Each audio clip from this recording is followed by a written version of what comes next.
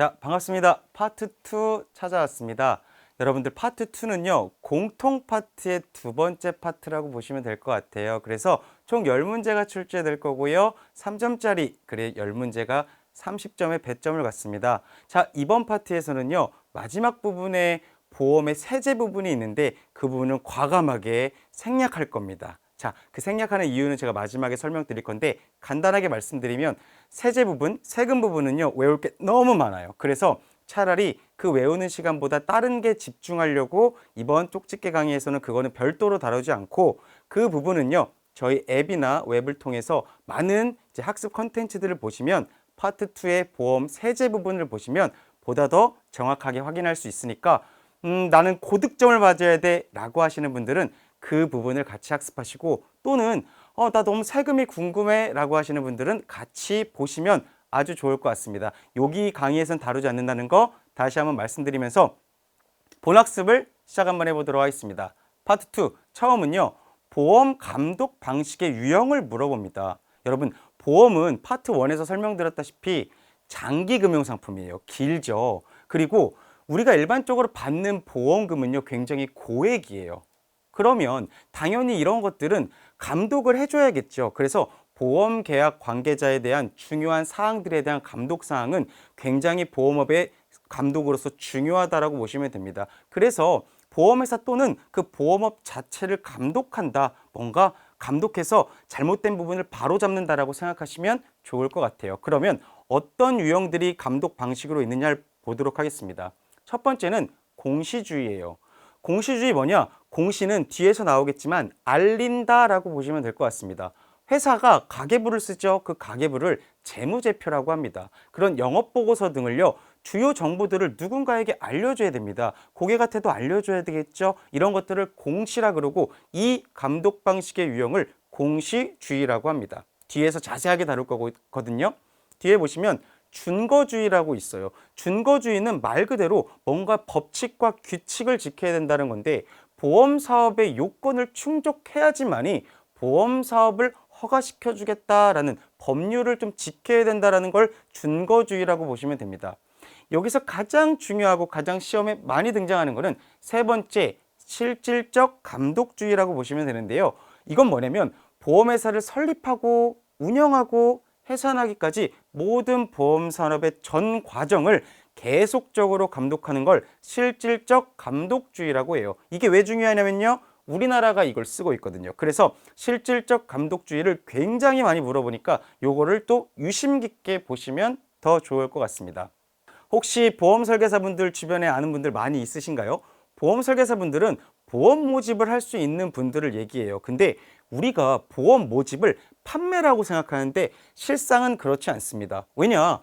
사실 보험 설계사한테 보험을 가입하는 게 아니라 우리 일반적인 고객 계약자들은요, 보험 회사에 가입을 하다 보니까 보험 설계사는 중간에 연결하는 매개체라는 거죠. 그래서 보험 모집은 판매가 아니라 보험 계약의 체결을 중개 또는 대리하는 행위를 보험 모집이라고 합니다. 그래서 이런 보험 설계사분들은 아무나 될 수는 없어요. 여러분들이 지금 준비하시는 이 시험이 보험 설계사 자격 시험이잖아요. 이런 것들은요, 금융위원회로부터 등록 업무를 위탁받은 생명보험협회에 등록을 합니다. 이 시험은 어디서 주관하죠? 생명보험협회에서 주관해요. 원래는 어디서 해야 된다고요? 금융위원회에서 해야 되는데 이 업무를 누구에게 준 거냐면 생명보험협회에 준 거다. 요거를 기억하시면 좋을 것 같아요. 다음 나오니까 다시 한번 말씀드릴 거고요. 자, 아까 보험 설계사는 보험회사에 소속되어 계약 체결을 중개하는 사람이라 그랬는데 여기서 중요한 포인트가 하나 나옵니다. 일사전속주의 제도라는 게 나오는데 이건 뭐냐면 말 그대로 한 회사에 소속되었다라는 부분입니다. 그래서 한 회사에 소속되어서 그 회사 상품만 판매하는 걸 일사전속주의 제도라고 합니다. 그런데 이상해요. 제가 알고 있는 설계사는요, 예를 들어 하나생명 상품도 판매하는데 하나손해보험 상품도 판매했는데요, 이런 분들은요, 유일하게 예외 조항이 하나 있는데 그걸 교차 모집 제도라고 합니다. 일사전속주의 제도의 유일한 예외 사항으로서요, 단 한 곳의 손해보험회사만 선택해서 그 손해보험회사 상품만 판매할 수 있게 만든 제도를 교차 모집 제도라고 해요. 쉽게 말해서 생명보험회사에 등록을 하고 다른 손해보험 한 곳에 상품을 판매할 수 있게 만든 걸 교차 모집 제도라고 한다. 요거 알아두시면 아주 좋을 것 같습니다. 제가 아는 분들은요, 2곳도 아니라 10곳, 20곳 이런 데도 판매하는데요. 이거는 보험 대리점이라고 합니다. 여러 보험회사를 위해 계약 체결을 대리하는 사람들을 얘기해서 이분들은 일사전속주의 제도의 적용을 받지 않아요. 한 회사에 소속되지 않았다는 겁니다. 그럼에도 불구하고 이분들도 동일하게 금융위원회로부터 등록금을 위탁받은 생명보험협회에 등록을 해야 돼요. 쉽게 말해서 이 시험을 봐야 된다는 거죠. 밑에 보시면 개인 대리점은 1억 원의 한도의 보증금을 내고 법인 대리점은 3억 원의 한도 보증금을 낸다 써 있는데 이거는 뒤에서 자세하게 다룰 거니까 개인 대리점은 1억이구나, 법인 대리점은 3억이구나 요거 기억하시면 좋을 것 같고요. 얘가 조금 특이한데요. 보험 중개사를 모셔야 됩니다. 보험 중개사는요, 수가 많지는 않습니다. 독립적으로 보험계약의 체결을 중개하는 사람입니다. 소속이 크게 어디 돼 있지 않고요. 독립적으로 뭔가 일을 하는 분들인데 이분들이 왜 특이하냐면 금융감독원에 등록을 신청하거든요. 여지껏 우리는 금융위원회 얘기를 많이 들었는데 이제 금융감독원이 나왔네요. 근데 파트 1에서 금융감독원 한번 등장했는데요. 보험사기 인지 시스템이 있는 곳이 어디라고요? 금융감독원입니다.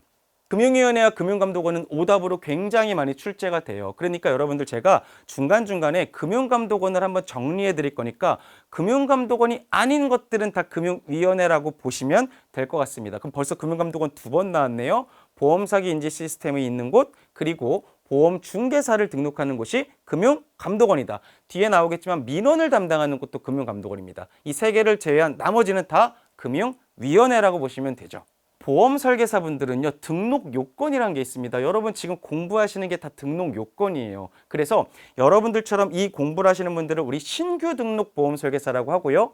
시험을 보지 않아도 되는 분들을 경력 등록, 과거에 뭔가 보험회사 경력이 있구나라고 해서 경력 등록 보험 설계사라고 합니다. 우선 첫 번째, 신규 등록부터 볼까요? 이 시험 이수하셔야죠. 자격시험 합격하셔야 되고요. 끝나고 나시면 20시간 이상 교육과정을 이수하셔야 됩니다. 그 이수를 1년 이내 합격하거나 1년 이내 교육 이수하시게 되면 자격을 부여해 주는데 이건 신규 등록이고요. 경력 등록은 시험 보지 않는다 그랬죠? 등록일로부터 3년 이내에 생명보험 관계 업무에 1년 이상 종사하신 분들은 별도의 시험 없이 교육만 이수하셔도 보험 설계사가 될 수 있다. 그렇게 보시면 될 것 같아요. 자, 보험 모집 가능한 사람 누굴까요? 여러분 저도 보험 모집할 수 있습니다. 보험회사 임직원들 다 할 수 있는데 시험 문제에서는 이렇게 묻네요.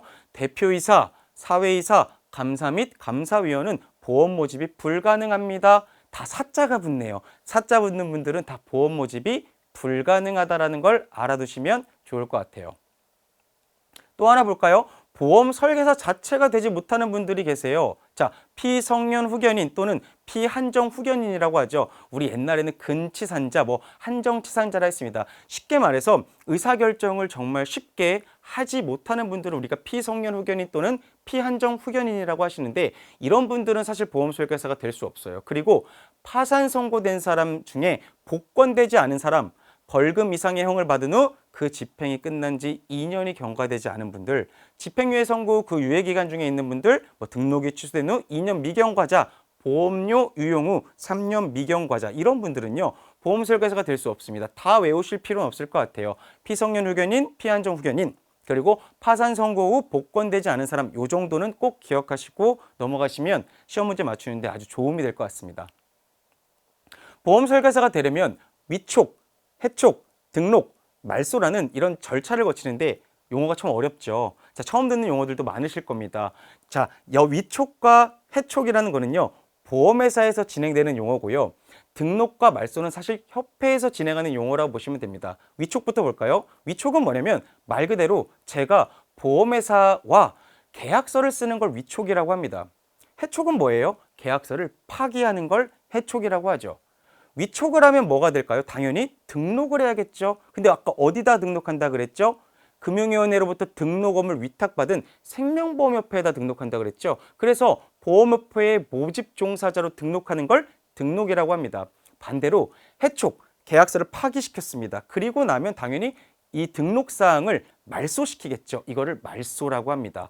위촉과 해촉은 너무 중요합니다. 보험회사에서 진행하고 등록과 말소는 보험협회에서 진행한다. 여러분 이걸 기억하시고 등록부터 보도록 하겠습니다. 등록은 보험회사를 통해서만 보험협회에 등록을 할 수 있습니다. 쉽게 말해서 제가 개인적으로 보험 설계사가 되고 싶다고 해도 보험협회에다가 직접적으로 등록할 수는 없습니다. 무조건 뭐라고요? 보험회사나 뭐 보험 대리점을 끼고 등록을 신청해야 된다라고 보시면 될 것 같아요. 직접 신청이 불가능하다. 꼭 기억하시고요. 반면에 말소는요.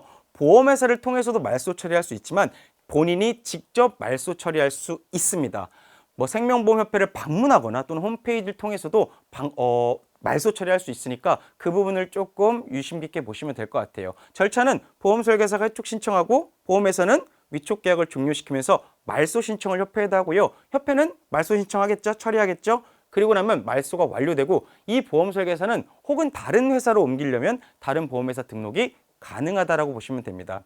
뭐 증빙 서류로는 해촉 증명서 원본이나 해촉 신청서 내용 증명 원본 그리고 뭐 신분증 이런 것들이 좀 필요하다라고 보시면 될 것 같아요.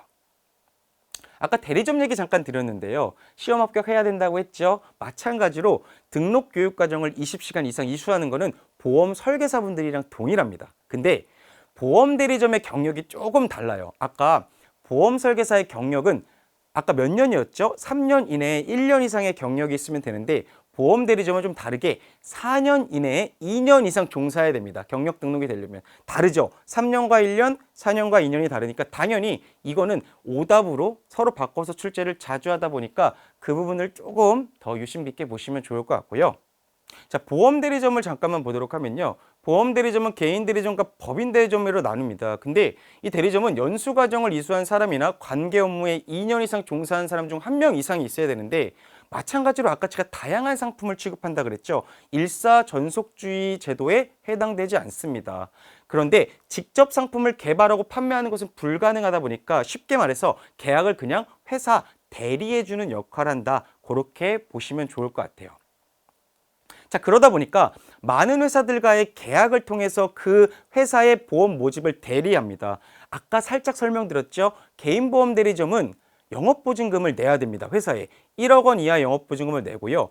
법인보험 대리점은 그 회사 상품을 판매하기 위해서 3억 원 이하의 영업보증금을 예탁해야 돼요. 그리고 뒤에 나오겠지만 금융기관 보험 대리점, 좀 특이한 보험 대리점이네요. 이런 금융기관 보험 대리점은 예탁 의무가 면제된다. 요거 정말 많이 나오니까요. 일단 금융기관 보험 대리점은 예탁 의무가 없네, 보증금이 없네 라고 기억하시면 되고 개인은 1억, 법인은 3억 요거 기억하시고 넘어가시면 될 것 같아요.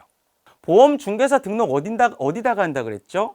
자, 우리 보험 설계사랑 보험 대리점은 금융위원회로부터 위탁받은 생명보험협회에다가 한다 그랬죠. 보험 중개사는 아까 어디였죠? 금융감독원에다가 등록한다 그랬죠. 영업 개시 7일 전까지 금융감독원에 영업보증금을 예탁해야 된다. 너무너무 중요하니까 이 부분 꼭 기억하시고 넘어가시면 되고요. 자, 나왔네요. 금융기관 보험 대리점은 아까 예탁 의무가 면제된다 그랬는데 그럼 금융기관 보험 대리점이 뭐예요? 말 그대로 금융기관에서 보험을 판매하는 것을 금융기관 보험 대리점이라고 해요. 여러분 대표적인 금융기관이 어디 있을까요? 지금 딱 떠오르는 게 아마 은행이 떠오를 거고요. 증권회사가 떠오를 것 같습니다. 이런 회사들에서 보험을 판매하는 걸 금융기관 보험 대리점이라고 합니다. 그래서 은행을 영어로 뱅크라고 하고 보험을 영어로 인슈런스라고 하죠. 그래서 프랑스 말로 뭐 방카슈랑스라고 합니다. 그래서 은행에서 보험 판매하는 걸 방카슈랑스라고 생각하시면 돼요. 우리 은행 갔을 때 창구 한 곳에서 막 보험 판매하는 거 보신 적 있으시죠? 이게 다 방카슈랑스라고 보시면 되고요. 이게 2000년 이후에 도입됐다. 이게 아마 파트 1에서 초반에 나오는 얘기일 겁니다. 자, 그래서 아까 중요하게 설명드렸죠. 금융기관 보험 대리점은 영업보증금 있다고요? 아니요, 면제다. 요거 시험 문제 많이 나오니까 다시 한번 강조드립니다. 자, 금융기관 보험 대리점은요. 점포 내 지정된 장소에서만 판매할 수 있어요. 그리고 대면으로밖에 판매할 수 없습니다. 무슨 말이냐면 어디 나가서 판매할 수 없다라는 겁니다. 그리고 이 대면 모집을 할 수 있는 사람은 은행 창구에 있는 쉽게 말해 모든 분들이 판매할 수 있는 게 아니고 그 점포에 2명으로만 인원을 제한둡니다. 근데 좀 특이한 게 대면을 통해서만 모집이 가능하지만 예외가 하나 있습니다. 뭐냐면 인터넷 홈페이지를 통해서 불특정 다수를 대상으로 한 모집은 가능해요. 그 대신 전화, 우편, 컴퓨터 통신 같은 통신 수단을 이용한 모집은 불가능합니다. 쉽게 말해서 대면이 원칙이지만 인터넷 홈페이지를 통한 모집은 가능하다. 좀 특이하니까 이 부분을 기억하시면 되고요. 겸용 여신업자를 제외한 신용카드 업자도 모집이 가능하다. 그럼 도대체 누가 모집을 할 수 있을까라고 보니 대표적으로 은행 있죠.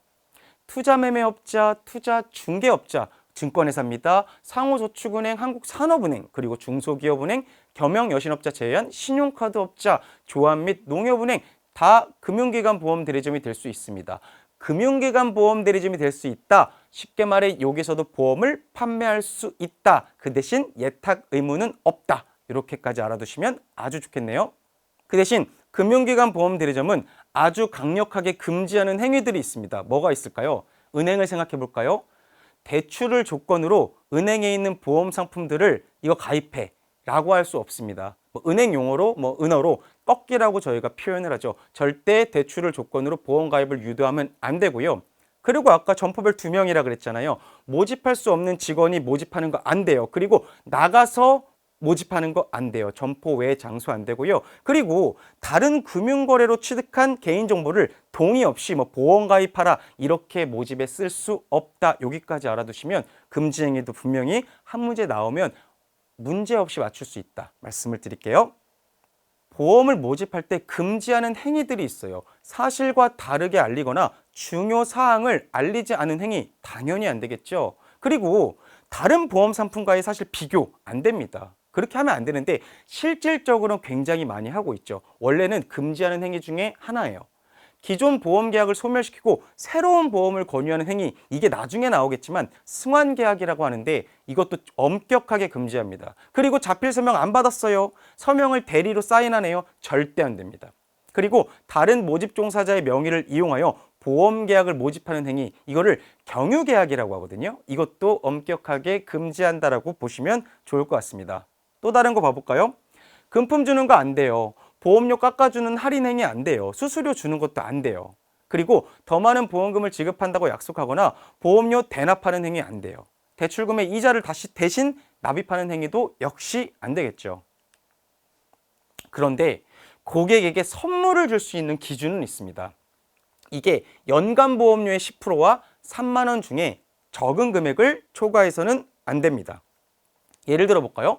월 보험료가 5만 원이에요. 그러면 12달이면 이 보험료는 얼마죠? 60만 원이죠. 1년의 보험료의 10% 얼마예요? 6만 원이겠죠. 6만 원과 3만 원 중 적은 금액을 초과해서는 안 됩니다. 그럼 3만 원을 넘을 수 없다라는 거죠. 이렇게 여러분들 기억하시면 좋을 것 같습니다. 연간 보험료의 10%와 3만 원 중에 적은 금액을 초과할 수 없다. 이거 기억하시면 아주 문제 푸시는 데 도움 될 거고요. 여러분들이 보험 설계사분들을 만나던 어디를 가시든 사실은 보험에 관련된 자료를 우린 쉽게 보험 안내 자료라고 합니다. 근데 이런 안내 자료는요, 무조건 보험회사의 심사를 통해서 관리번호가 부여된 다음에 사용돼야 돼요. 방송의 홈페이지 이런 거 여러 가지 자료 역시 포함될 거고요. 이런 규정을 위반한다면 1,000만 원 이하의 과태료가 부과됩니다. 그런데 이런 자료에는 필수적으로 쓰이는 사항들이 있어요. 그게 뭐냐면 여러분 이러이러할 때는 보험금이 지급 제한이 걸려요. 해약환급금은 이래요. 예금자 보호 이러니까요. 예금자 보호 잘 알려드릴게요. 이런 것들이 필수적으로 쓰여 있어야 됩니다. 그리고요. 이런 안내 사항에는요. 보험료는요. 보장 범위는요. 보험금 지급 제한 사유는요. 이런 것들을 막 알려줘야 되거든요. 회사가. 근데 고객이 만약 설명을 거부했다. 그러면 설명을 하지 않고 생략할 수 있다라고 보시면 됩니다. 이걸 가끔 시험 문제에 설명을 거부하는 경우 생략 불가능하다 무조건 안내해야 된다고 하는데 그렇지 않습니다. 고객이 거부하는 경우는 생략할 수 있어요. 자, 그런데 우리 국가나 파트 1에서 지방자치단체와 같은 전문보험 계약자 한번 얘기한 적 있었죠. 자, 이 사람들한테는 설명 의무 대상에서 제외되니까 설명할 필요는 없다라는 것까지 기억하시면 좋을 것 같습니다. 이제 금액들이 많이 나올 거고요. 조금 여러분들이 금액을 기억하셔야 되는데, 자, 지금부터 잘 들어보세요. 보험의 뭔가 법칙, 보험의 규칙, 법률을 위반했을 때 잘못된 보험 설계를 하거나 잘못된 모집을 했을 때 보험업법을 통해서 제재를 당합니다. 그리고 협정을 통해서 제재를 당하는데 그 두 개의 차이점을 제가 살짝 말씀드릴게요. 이런 설명 의무나 보험업법을 위반했을 경우는요, 보험업법을 통해서 제재사항을 마련해 놨고요, 처벌을 받게 됩니다. 자, 그런데 볼게요. 보험 설계사 자격증이 없는 무자격 상태에서 보험을 판매하면요, 1년 이하의 징역 또는 1,000만 원 이하의 벌금으로 엄격하게 금지시켜요. 그리고 아까 특별이익 제공하지 말라 그랬죠? 특별이익 제공하면요, 3년 이하의 징역 또는 3,000만 원 이하의 벌금이에요. 이게 지금 징역이나 벌금이라는 건 쉽게 말해서 빨간 줄이 가는 법을 어겼다는 거라고 보시면 되고요. 그리고 아까 안내자료 위반하면 어떻게 된다 그랬죠? 1,000만 원 이하의 과태료를 물게 됩니다. 요거를 꼭 기억하시면 되는데, 여러분들을 헷갈리게 하는 부분이 이겁니다. 자, 법을 어긴 건 보험법을 어긴 거고요. 벌금이나 징역 막 이런 부분, 무서운 이런 제재가 있었죠. 근데 생명보험 공정 경쟁 질서의 유지에 관한 협정이라는 게 있습니다. 줄여서 협정이라고만 할게요. 이 협정은 뭐냐면 보험회사, 임직원, 그리고 보험 설계사 간에 뭔가 제도적으로 규칙을 만든 건데 이걸 협정이라고 합니다. 그래서 이 협정에는 보험 대리점, 보험 중개사 등은 제외됩니다. 이건 사실 법을 어겼다라기보다는 규칙을 어겼다라고 보시면 되는데 이것도 조금 달라요. 자, 밑에 보시면 무자격자, 아까 법을 어겼을 때, 보험법 어겼을 때는 1년 이하의 징역 또는 1,000만 원 이하의 벌금이었는데 무자격자가 모집한 경우는 100만 원 이하의 제재금을 부과합니다. 이거 뭐 빨간 줄을 가는 건 아니죠. 제재금이다 보니까. 자, 좀 다르네요. 근데 특별이익 제공은요, 아까는 보험법은 3년 이하의 징역 또는 3,000만 원 이하의 벌금이었는데 이거는 3,000만 원 이하의 제재금을 부과합니다. 금액은 같네요. 그러다 보니까 이 보험업법과 협정의 금액들을 좀 바꿔가지고 출제하는 부분들이 어렵게 등장하니까 이걸 분리시켜서 알아두시면 굉장히 좋을 것 같아요. 자, 세 번째, 차명으로 하여서 임의의 계약을 만들어낸 경우는요, 건별로 납입한 보험료인 기납입 보험료를 제재금으로 부과하고요. 실제 모집 설계사와 청약서상 설계사가 달라요. 나는 A라는 설계사한테 계약했는데 내가 막상 자료를 받아보니까 A라는 설계사가 아니라 B라는 설계사로 찍혀 있다. 이거 경유계약이라 말씀드렸죠. 200만 원 이하의 제재금을 부과합니다. 허위사실 유포 같은 경우는 100만 원 이하의 제재금이 있다. 이 금액들을 좀 매칭시키면서 여러분들이 보시면 시험 문제 푸시는데 분명 도움될 거라고 말씀드릴게요.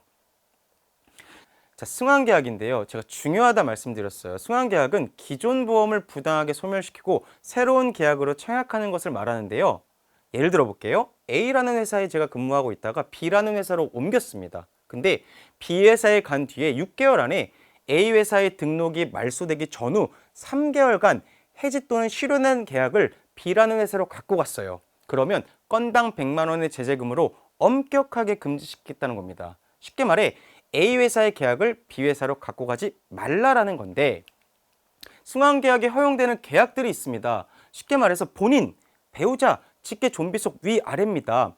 이런 경우는요, 승환계약에서 제외시키겠다, 갖고 가도 된다라는 겁니다. 근데 안 되는 계약이 있어요. 형제 자매 계약은 승환계약으로 인정하겠다, 갖고 가지 말라라는 겁니다.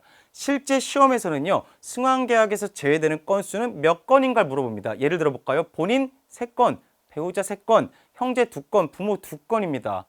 제외되는 건수니까 갖고 가도 되는 거죠. 본인, 배우자, 직계, 존비속 된다 그랬습니다. 그럼 3 더하기 3 더하기 2니까 8건이죠. 정답은 8건이에요. 근데 형제, 자매 계약은 갖고 가지 말라. 얘는 승환계약으로 잡겠다, 인정하겠다. 이렇게 여러분들께서 기억하시면 아주 좋게 풀 수 있을 것 같습니다.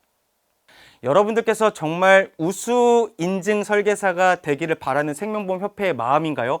이 문제가 정말 많이 등장하더라고요. 자, 생명보험 우수 인증 설계사 제도입니다. 2008년부터 생명보험협회에서요, 우수한 설계사에게 뭔가 제도로서 자격을 주는 거라 보시면 됩니다. 자격의 대상은요, 생명보험 설계사나 전속 개인 대리점 설계사분들이 해당이 되고요. 자, 기준이 있습니다. 동일 회사에 3년 이상 재직해야 되고요. 월납 초회보험료 월평균 80만 원 이상, 초회보험료 월평균 80만 원 이상이요. 너무 어렵게 생각하지 마시고 그냥 중간 이상 정도라고 보시면 될 것 같습니다. 연소득 전속 설계사 평균 이상, 소득이 평균 이상 돼야 된다라고 보시면 되고요.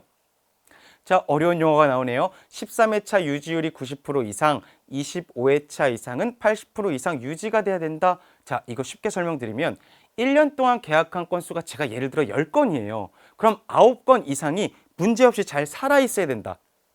살아있다는 걸 유지된다라고 표현하거든요. 살아있어야 되고요.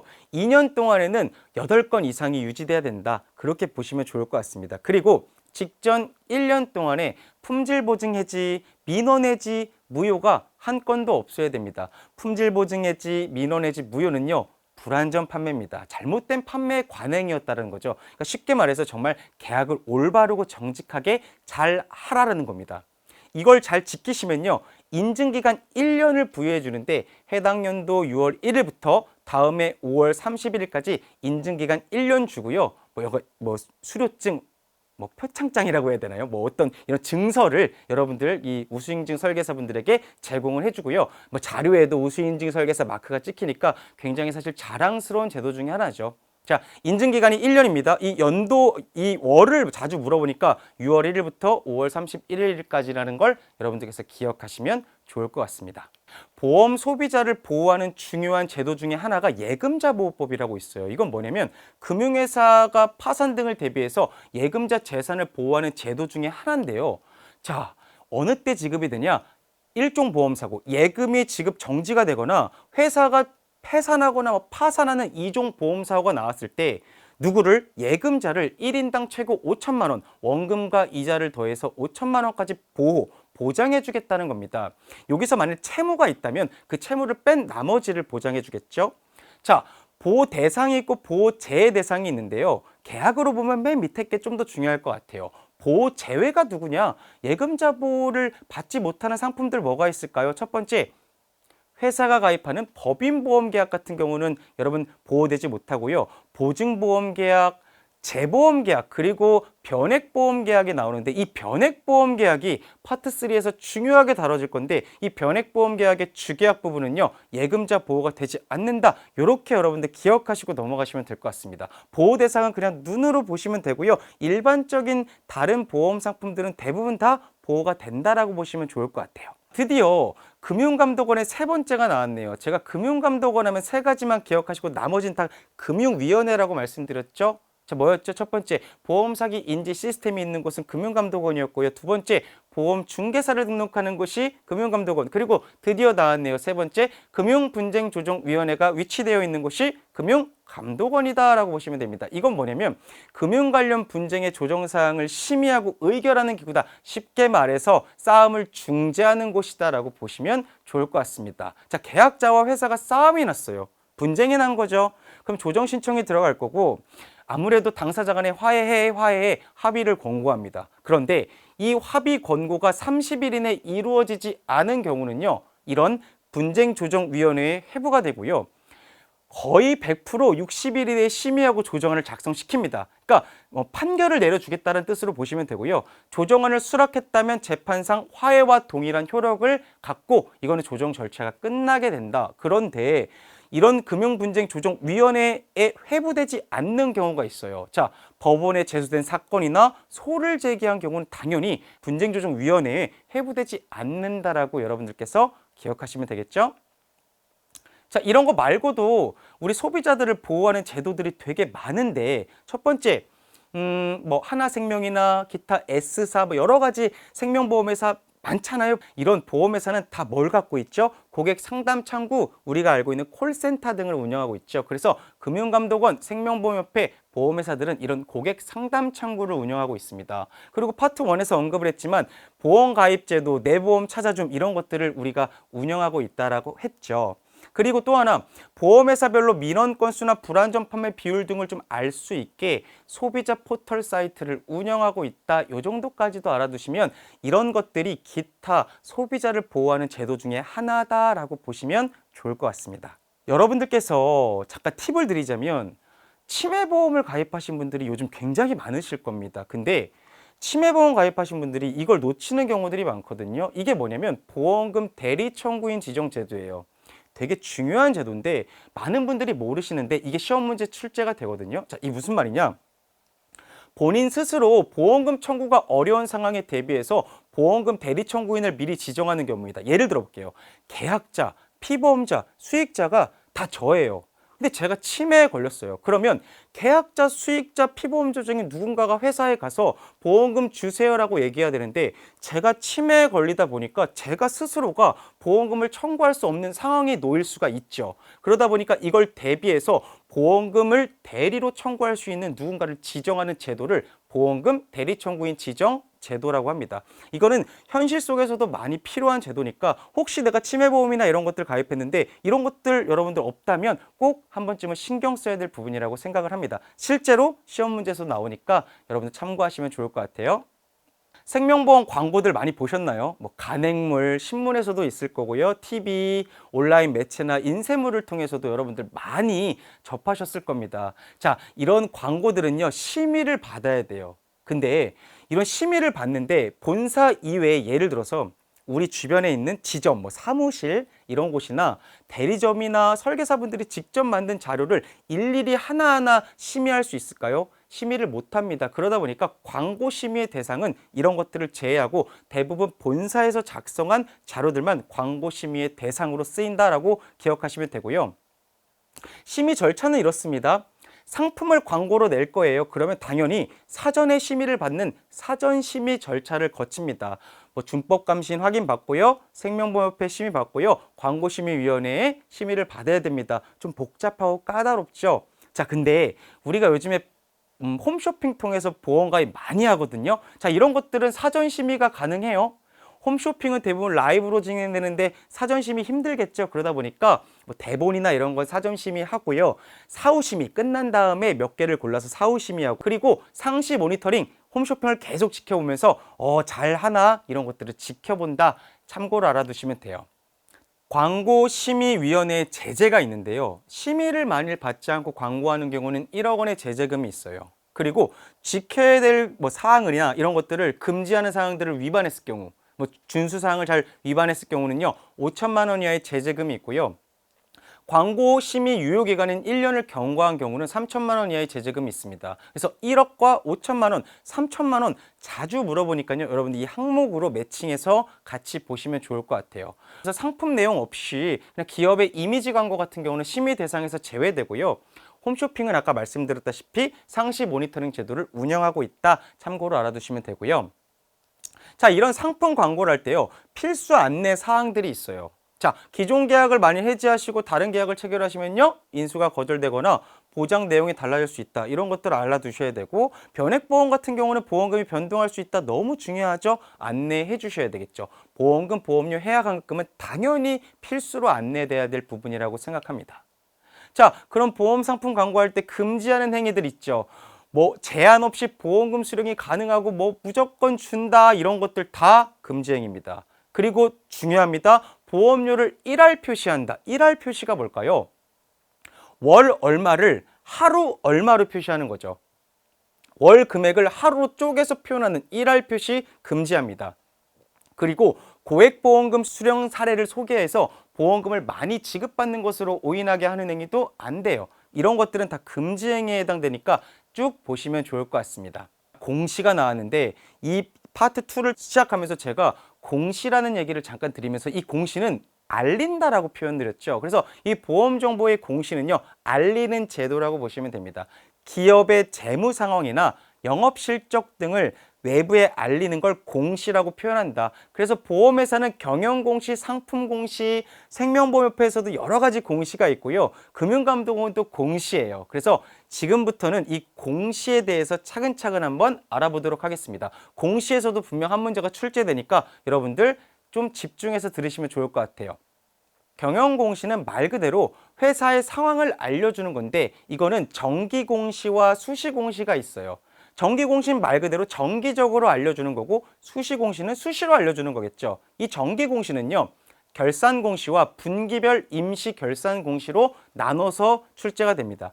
결산공시는 뭘까요? 말 그대로 회계 기간이 끝났을 때 우리 회사가 1년 동안에 어떤 실적을 거뒀어요. 재무 상태는 어떻고요. 경영 지표, 재무제표는 이래요 라고 알려주는 거죠. 회사의 가계부를 공개한다고 생각하시면 됩니다. 그게 결산공시죠. 그래서 결산일로부터 3개월 안에 몇 년 동안요? 3년간 공시해야 됩니다. 반대로 결산 공시가 1년에 한 번씩 이루어진다면 분기별 임시 결산 공시는 분기니까 1년에 4번이 있겠죠. 그래서 분기 결산일로부터 2개월 내에 다음 분기 임시 결산 공시 전까지 게시하고요. 결산 시 작성하는 공시 항목 중에 일부만 공시한다라고 보시면 좋을 것 같습니다. 중간중간 공시한다고 보시면 될 것 같고요. 두 번째, 수시 공시는요. 정기 공시가 아니겠죠. 수시로 일어나는 거겠죠. 그러다 보니까 이거는 시기가 없습니다. 갑자기 뭔가 일이 터지는 거니까 발생 즉시 공시하고요. 근데 결산 공시와 마찬가지로 홈페이지 내에 3년간 공시해야 되는 건 마찬가지입니다. 자, 그리고 이 수시 공시 사항을 보시면 빨간색 글씨만 좀 보면 적기 시정, 주요, 거액, 중대한, 변동, 중대한 이런 자가 많잖아요. 그래서 다 외우실 필요 절대 없고요. 그냥 좀 위험하고 뭔가 좀 중요하고 이런 것들은 좀 수시 공시를 통해서 빨리 알려준다. 근데 이거 즉시 알려주고 몇 년이요? 3년간 공시한다. 요걸 기억하시면 문제 푸시는데 아주 도움이 될 것 같습니다. 자, 우리가 가입한 상품은요. 보험회사 홈페이지에 들어가면 모든 것들을 다 알 수 있습니다. 안내자료, 상품 설명서, 상품 요약서, 변액보험 운용 설명서, 보험계약 관리 내용 이런 안내자료도 다 있고요. 상품 공시실 들어가시면 상품 관련된 것도 다 있다라고 보시면 좋을 것 같습니다. 그래서 이런 것들을 통틀어서 상품 공시, 상품에 대해서 알려준다라고 보시면 좋을 것 같아요. 기타 공시 볼까요? 불안전 판매 비율이나 보험금 청구 지급 관련 소송이나 민원 건수 이런 것들 좀 알려준다. 이걸 기타 공시다라고 참고로 알아두시면 되고요. 살짝 말씀드렸는데 온라인 보험 슈퍼마켓, 생명보험협회와 손해보험협회 공동으로 모든 보험 상품들, 모든은 아니지만 많은 보험 상품들을 다 모아놓고요. 비교하는 사이트라 보시면 됩니다. 이게 보험 다모아입니다. 그래서 이 보험 다모아를 들어가시면요. 온라인으로 판매하는 전용 보험들, 실손보험들, 자동차 보험들, 보장성 저축성 보험들 대부분을 쉽게 비교할 수 있다. 그렇게 보시면 될 것 같습니다. 그게 뭐라고요? 온라인 보험 슈퍼마켓 보험 다모아입니다. 자, 민원을 보도록 할게요. 자, 보험회사가 계약을 이행하지 않았어요. 관리가 제대로 이루어지지 않았어요. 이런 일들이 생기면 다 뭐가 될까요? 당연히 민원이 되겠죠. 그래서 보험회사에 대해 이의신청, 진정, 건의, 질의 및 기타 특정한 행위를 요하는 의사표시, 쉽게 말해서 불만을 제기한 겁니다. 이걸 보험 민원이라고 합니다. 근데 이 민원을 우리가 금융민원이라고 해요. 금융회사는 금융민원이라 하는데 여러분 한번 생각해 볼게요. 말 그대로 금융민원이라는 건 금융 관련한 민원이라는 거죠. 근데 금융회사의 대표적인 세 개가 있죠. 은행, 증권회사, 보험회사 있죠. 여기서 가장 민원이 많은 곳은 어디일 것 같으세요? 예, 아쉽게도 보험업권이 차지하는 민원 비중이 가장 커요. 자, 이유를 한번 볼까요? 보험 민원은 특징을 갖습니다. 보험은 어느 정도 민원을 당연히 내포할 수밖에 없는 속성을 갖는데 이유가 뭘까요? 보험은요, 내가 낸 돈, 납입한 보험료 대비 굉장히 큰 보험금을 받아갑니다. 우리 이걸 사행성 계약이라고 하잖아요. 이런 일들이 있다 보니까 당연히 어느 정도 민원을 내포할 수밖에 없는 속성을 갖고 있어요. 그리고 보험회사랑 사실 고객이랑 직접적으로 다이렉트로 계약하지 않고 중간에 판매를 연결할 수 있는 보험 설계사나 보험 대리점 같은 판매 채널이 존재하다 보니까 불안전 판매가 나올 수 있는 확률이 굉장히 높아요. 그리고 보험회사의 상품 개발 및 판매 정책의 영향을 받고 악성 민원인에 의해 남용될 소지가 굉장히 커요. 이러다 보니 보험 민원 건수의 절대치는 쉽게 줄어들지 않아요. 민원의 요소가 잠재되어 있기 때문이죠. 민원의 유형을 좀 볼까요? 첫 번째는 불안전 판매에 따른 보험 모집 민원이에요. 이건 마치 그냥 쉽게 얘기해서 판매 채널 중간에 설계사분들이 좀 잘못된 판매 형태를 띠고 있다, 잘못된 관행을 저지르고 있다 이렇게 보시면 되고, 두 번째 보험금 산정 및 지급 민원이라는 게 있죠. 요즘에는 사실 안타깝게도 불안전 판매에 따른 보험 모집 민원이 좀 더 많이 발생하는 편이다라고 보시면 됩니다. 대부분의 보험 설계사분들은 정직하게 일하지만 몇몇 분들로 인해서 이런 일들이 벌어지는 것 같습니다. 자, 금융회사와 민원 분쟁이 발생하면요, 우리 고객님들은 어떻게 해야 될까요? 해당 금융회사에 직접 민원을 제기하는 경우도 있고요. 금융감독원이나 한국소비자보호원 등의 외부에 신고하는 방법이 있습니다. 근데 요즘엔 어떨까요? 대다수의 보험 민원은 금융감독원에 직접 접수하는 경우들이 요즘 더 많다라고 보시면 될 것 같아요. 직접 민원을 제기하는 경우는 우편이나 팩스, 인터넷 직접 방문도 가능합니다. 근데 이게 보험회사에 왜 중요한지 아세요? 금융감독원에서 직접 평가 대상을 마련하는데 보험업권 내 민원 건수와 영업규모 비중이 모두 1% 이상인 회사를요, 금융감독원 직접평가 대상으로 선정해서요, 굉장히 면밀히 감독합니다. 이거 좋은 거예요, 나쁜 거예요? 보험회사 입장에서 굉장히 좋지 않은 겁니다. 그래서 이걸 5등급으로 나누고요, 평가 주기는 연 1회에 한 번씩 평가를 해요. 우수, 양호, 보통, 미흡, 취약으로 나눠서요, 이 등급이 안 좋으면 면밀히 관찰하니까 당연히 금융감독원 직접평가 대상이 되는 걸 꺼려하겠죠. 보험회사는. 이런 것들도 여러분들께서 알아두시면 좋을 것 같습니다. 전에 공부하셨던 분들이 되게 헷갈리는 부분들이 많다고 하셔서 청약철회, 취소, 무효, 소멸, 해지 용어는 많은데요, 분간을 못하겠어요, 이런 분들 많아가지고 한번 정리하는 시간 가져볼 겁니다. 잘 한번 들어볼게요. 청약철회, 홈쇼핑의 반품이에요. 쉽게 말해 보험을 반품시키는 건데, 증권을 받은 날로부터 15일이었죠. 청약일로부터 30일이에요. 근데 안 되는 계약들이 있었죠. 진단계약이나 전문보험계약자, 국가나 지방자치단체 같은 그 계약자는 우리가 계약 철회를 불가하게 만들었죠. 그리고 청약을 철회하면 돈을 돌려줘야 되는데 3일 안에 반환을 해야 되는데, 그게 넘어가면 어떻게 돼요? 약대이율, 회사 잘못이니까 보험계약 대출 이율을 연단위 복리로 계산한 금액을 지급한다. 청약 철회입니다. 취소 볼게요. 보험 설계사분들은 3가지 꼭 지켜야 될 사항들이 있었죠. 하나가 뭐였죠? 청약서 부본을 전달하고요. 2번째, 보험 약관을 갖다 주고 설명해야 되고요. 3번째, 자필 설명 받아야 되겠죠. 근데 이거 위반하면요, 아까 어떻게 된다 그랬죠? 3개월 안에 계약을 취소할 수 있습니다. 취소하니까 어떻게 해요? 내가 낸 돈 다 돌려받는 거고요. 또 하나, 누구 잘못이에요?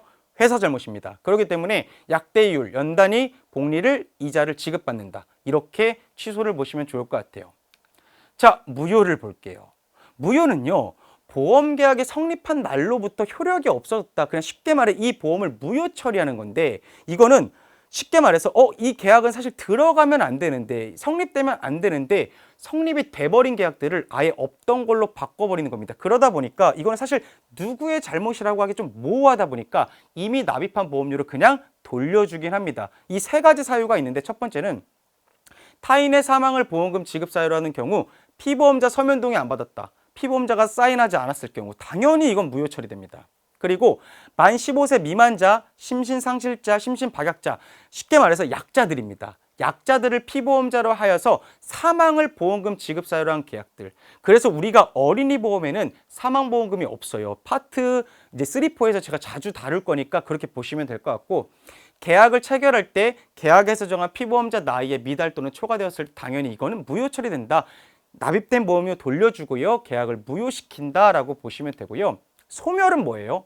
말 그대로 없어진 건데, 이게 뭐냐면 보장을 받아야 될 사람이 누구죠? 피 흘려야 되는 사람이에요. 피보험자가 없어진 겁니다. 죽거나 뭐 없어진 거예요. 이러면 당연히 계약은 없어지게 됩니다. 이걸 소멸이라고 합니다.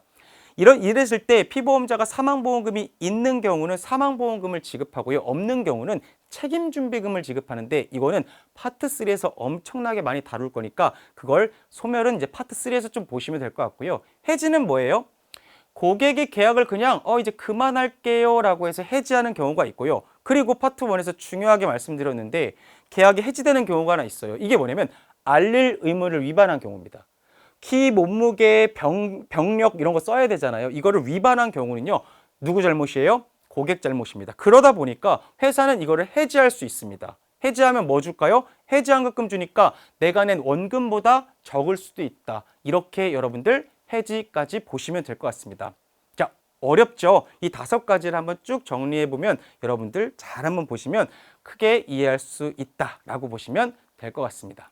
자, 길었습니다. 너무너무 고생 많이 하셨네요. 파트 2 아까 처음에 말씀드렸던 것처럼 세제 부분은 저희 앱에 있는 다른 컨텐츠에 보시면 될 것 같아요. 자, 이것으로 파트 2를 마무리하도록 하고요. 저희는 다시 파트 3에서 만나도록 하겠습니다. 자, 이따 뵙도록 하겠습니다. 안녕!